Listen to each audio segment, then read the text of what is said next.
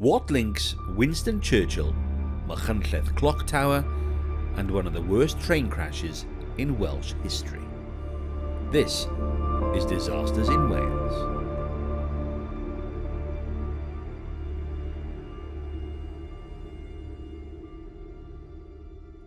On January the 26th, 1921, a crisp cold morning, a steam locomotive left Aberystwyth station at 10:25 a.m.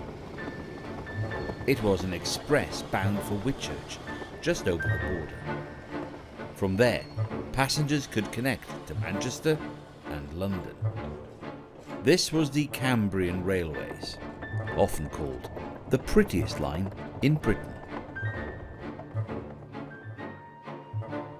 As the train rolled out of Aberystwyth, guard Edward Shon waved to his son in the signal box, a daily ritual. Also on board, travelling salesman Mr. Trevedi, heading home to London to see his wife after a sales trip to the seaside. It was meant to be a relaxing, picturesque journey through mid-Wales. The express train would have started in Aberystwyth at 10:25, and it would have gone along the coast up to the Dyfi Junction and then on to Machynlleth as a main stop, followed on to the Moat Lane Junction and then on to Newtown, and then up towards Manchester via Whitchurch. And it should have arrived in Manchester at 3:35, which is a 5-hour and 10-minute run at an average speed of about 27 miles an hour, although the express train could go up to 50 miles an hour.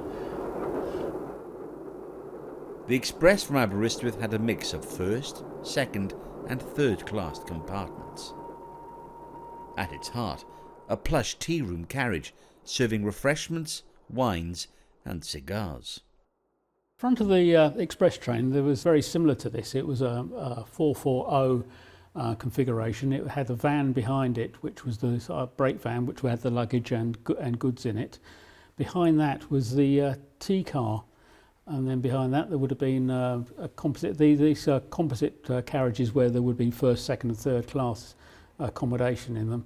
At the end of the train, there would have been the Great Western carriage, and behind those, these were through carriages for the London and North Western Railway, because this train, the express train, was going all the way to Manchester. These locomotives were built for the Cambrian. They were very, very powerful engines in order to get up the hills of the Cambrian range. Had huge tenders behind them to take the water and the coal to feed the engine to pull 200, 300 tonnes of carriages behind.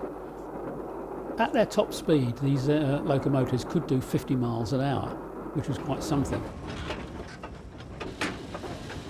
Meanwhile, another passenger train was steaming towards Aberystwyth, a local service stopping at every station. At the controls, veteran driver George Jones from Llanidloes, 50 years on the Cambrian line and close to retirement. His fireman, Albert Evans, was a First World War veteran, gassed in the trenches, now back home, working on the railway. As midday approached, the express train from Aberystwyth was on time. The train arrived at Machynlleth station, where some very distinguished passengers got on the train and settled into the first-class section on the Paddington coach. Lord Herbert Vane Tempest lived at Plas Machynlleth Mansion. He was a cousin of Winston Churchill and director of the Cambrian Railways. He was travelling to London, then onto the French Riviera for a holiday.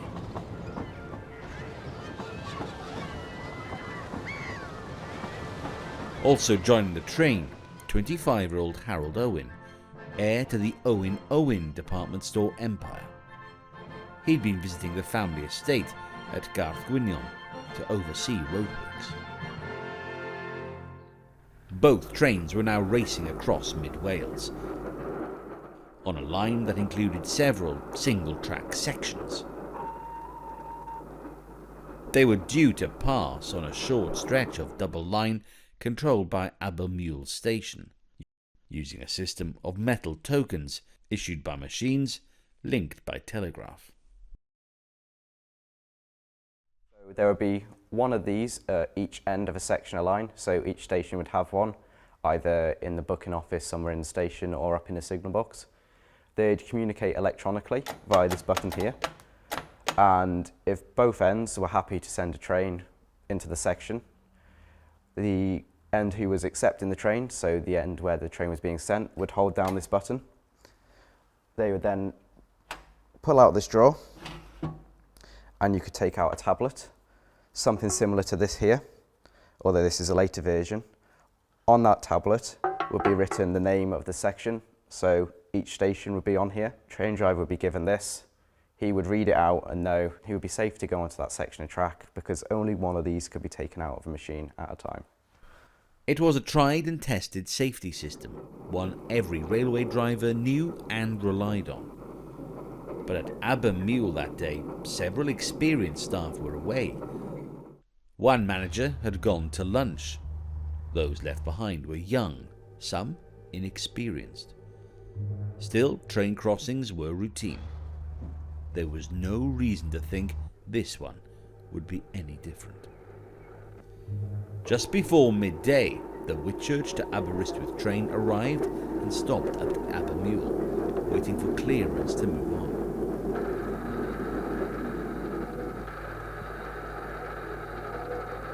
At the same time, the express heading east reached Newtown station, where more passengers boarded.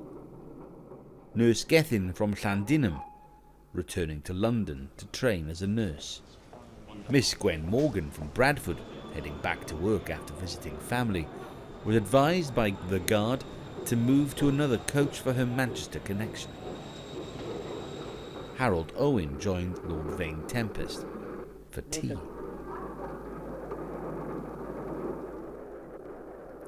Also on board, the Onslow brothers, heading back to Harrow School. Their father waved them off. "Sit in the Paddington coach," he told them. "It's the best one for London."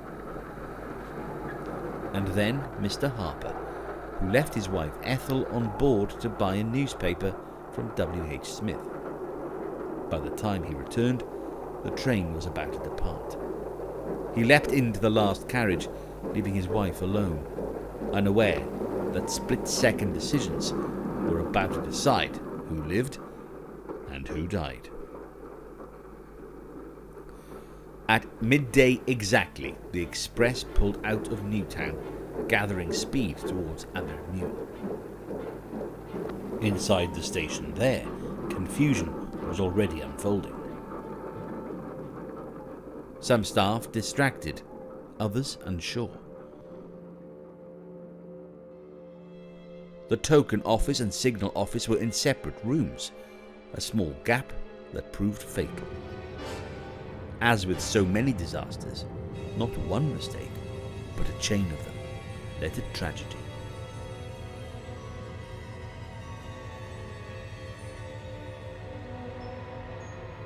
At 12:03 p.m, the westbound local train was mistakenly cleared for the line ahead. The fire was stoked. The train pulled away. Moments later, Frank Lewis, a station worker, looked at the instruments and realised the horror. He sprinted to the platform, waving frantically, but it was too late.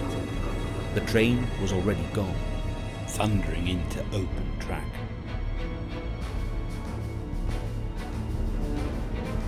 At 12:06 p.m, waitress Miss Tompkin had just served Lord Vane Tempest his tea. At the same instant, the express driver saw smoke ahead. Another train coming straight towards him. He slammed on the brakes, but there was no time.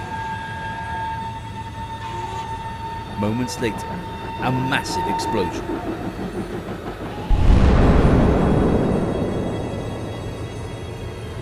Abermule station shook.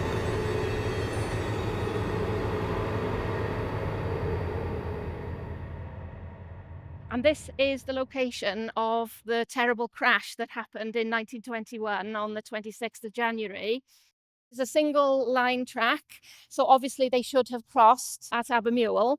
They thought that maybe they would cross at Newtown instead, which did happen occasionally. So there was a slow train coming from that direction, from Abermule, heading towards Aberystwyth. And then there was an express train which was coming from this side, and it would have come around the bend there, which, as you can see, would be quite a blind bend. So in a sense, that's why neither of the trains saw each other till it was too late. The express train coming from Aberystwyth did see smoke rising from the local train as it came round this corner. So they did understand that this terrible tragedy was about to happen, but there was no time. They put the brakes on. Eventually, the driver and the fireman jumped out, but it was too late to save the train. And from this side, they seemed to be unaware that there was a problem and that they had in fact got the wrong tablet. They had it for the Montgomery to Abermule section. Just down here on this piece of track was where the terrible impact happened. The impact obliterated both locomotives. Carriages splintered and crumbled. The tea-room carriage telescoped into the Paddington coach behind, crushing the compartments, trapping passengers. That's where most of the deaths occurred. The westbound engine stood almost vertical. The firebox burst, spilling boiling water and coal across the wreckage, engulfing driver George Jones and fireman Albert Evans. The coals came out of the boiler onto them with the impact and just burned them away effectively. They were unrecognisable when they were found. One survivor, Mr. Woods, recalled, "A river of boiling water rushed through the carriage, steam everywhere."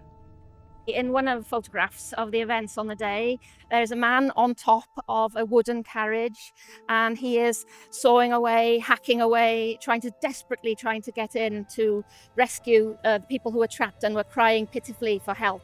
And of course, the splintering that the wooden, coach body would have caused when it was breaking up would have been a danger in itself to the passengers.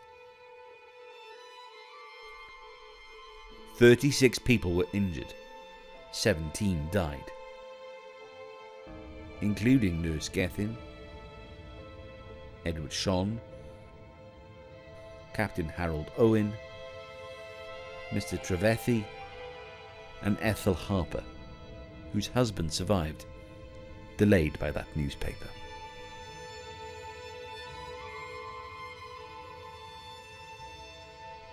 Both Onslow brothers were killed. Their funeral in Llanidloes drew crowds from across Wales. There's a great deal of relevance to where the grave is, because if you look around, up there are the two chapels of ease up there, and we are down the bottom of the cemetery.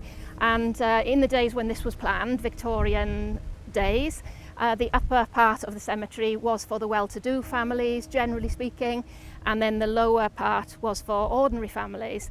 And obviously the Onslows could have easily buried their sons in the higher part, but Mrs. Onslow in particular, she felt that in death, her sons were the same as anybody else, and she particularly asked for them to be buried here in the sort of normal, ordinary part of the cemetery.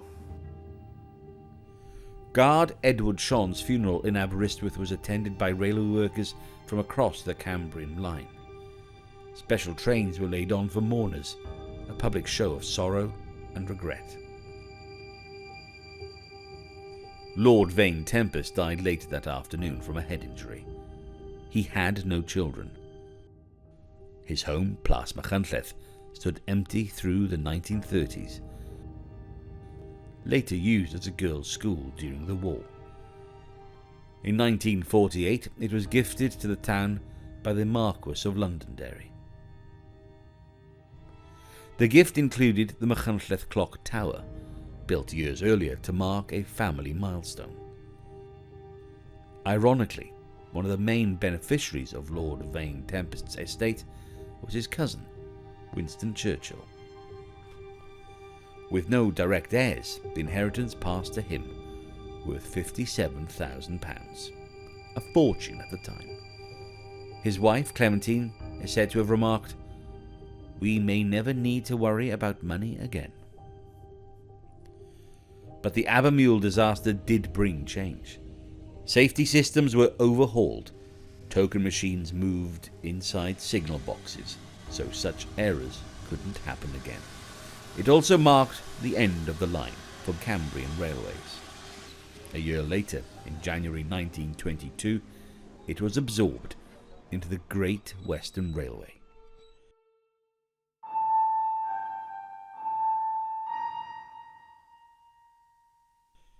Today, there's little sign of the site itself, but the horror of what happened here still echoes through time.